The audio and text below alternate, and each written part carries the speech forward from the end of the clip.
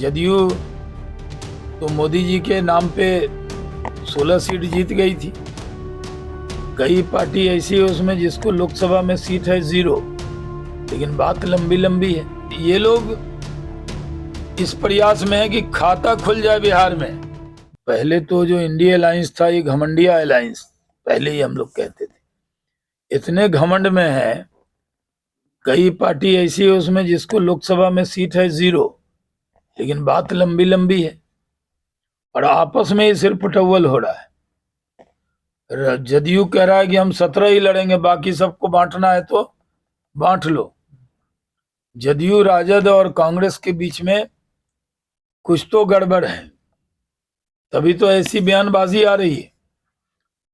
अब इन लोगों का कंपटीशन है तीनों दलों का, कौन 0 सीट लाएगा। जदयू तो मोदी जी के नाम पे 16 सीट जीत गई थी। राजद के पास है 0, कांग्रेस के पास है 1, और ये दोनों मिलेंगे तो जदयू भी हो जाएगा 0।